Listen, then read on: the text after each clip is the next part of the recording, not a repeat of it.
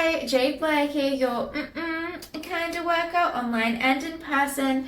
And I have been an escort for 6 years now. So I've been with thousands of men and done thousands of bookings. And I feel very qualified in telling you what you should not expect when booking an escort. Number one is to have a relationship with them. Now, this is quite shocking, right? Because one of the perks of seeing an escort is the emotional detachment. There are no expectations or responsibilities that come with forming friendships or romantic relationships. So it is quite shocking to me when I found out that a lot of men book escorts for the purpose of finding a girlfriend. And I've read this in posts over and over in so many various different forums. It's one thing to be a client and slowly fall in love with your escort over many times, but to actively, deliberately book an escort to have a relationship with her is just not it. I'm not entirely sure why clients do this. I think part of it is that they just don't view our work as real work. They see it as like a hobby that we are really looking for sex and connections, and the money is like a bonus, but not really why we're there. When in actuality, it is a job. I need to pay rent. Everyone needs to pay their bills. I am here to work and to earn money. My fulfillment comes out of giving a client a great experience.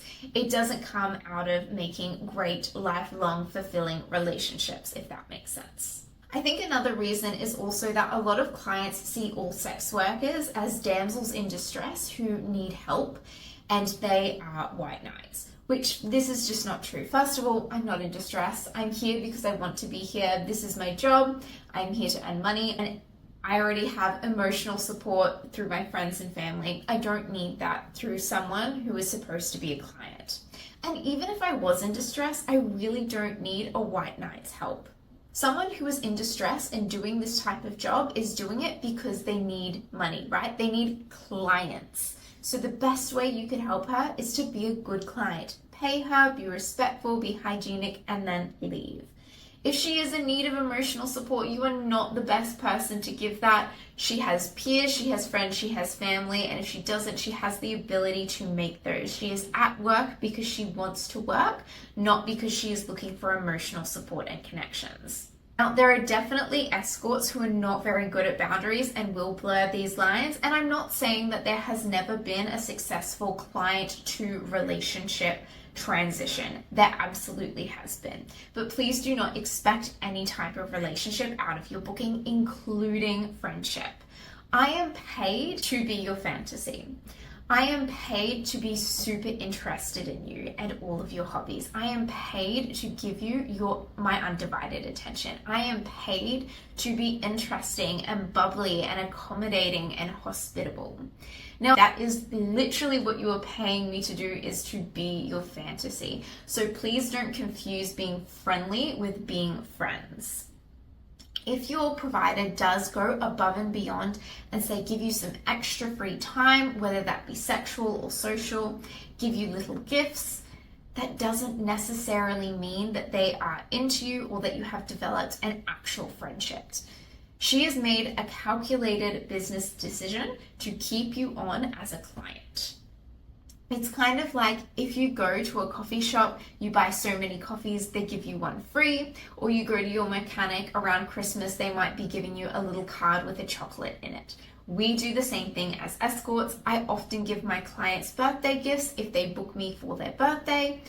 Please don't mistake this as me being your friend. This is me showing you that I really appreciate you as a customer.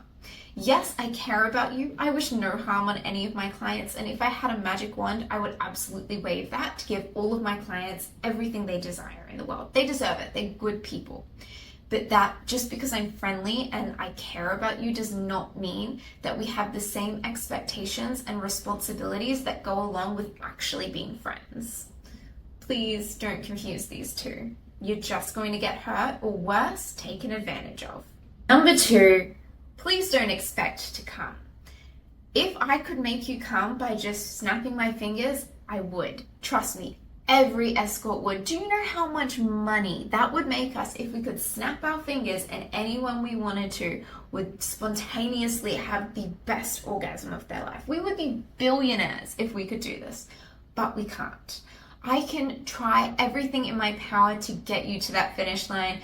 I can give you a cup of tea, we can cuddle, I can try and make you less anxious, we can do lots of foreplay, and I can try and give you all the stimulation you need that is within my boundaries and agreed upon to get you where you're going. But if you have something that is out of my control, like a medical condition, you're super nervous, or maybe you just haven't had enough sleep, I don't know, I can't fix that. So please never ever expect to actually ejaculate when you are with an escort. Try and focus more on the journey. If you're enjoying the journey, you've won. You've had a great experience, you've had a good booking. Number 3, don't expect us to hold your hand during the booking process. Now, what I mean is clients who need a lot of interaction to actually commit to a booking. So this might be in terms of just general chit chat. How's your day? What have you been up to? What are your plans for the weekend? Or this could be spoon feeding them, drip feeding them information that is available on our website. Or this could even be sexting, or they might not consider it sexting, but it comes off as sexting. So what a lot of guys will do is ask for information about our services. This is fine if you're in an area where what you're doing is not criminal, because if you're in a criminalized area, we don't want to be giving written evidence of doing any illegal activity, right? But if you're in a legalized area, asking about services is fine. But when we give you the answer to that, it's likely going to be quite matter of fact, a little bit clinical, and a list. You're definitely welcome to ask questions and clarifications, but please don't expect a play-by-play of what I'm going to do to you, or lots of back and forth, or role-playing, or a detailed fantasy script. And here's a few reasons we do this. Number 1 is it's just a money thing. We live in a capitalist society. We are running for-profit businesses, so we need to be very conscious of how we are spending our time. I can sometimes get 30 messages from 30 different clients every single day. If I spent half an hour chit-chatting to them, drip feeding them, texting them, I would never actually have a real booking. I'd be too busy in inquiries. Even if we do have a manager or a receptionist, it's just not economical for them to spend hours texting you back and forth.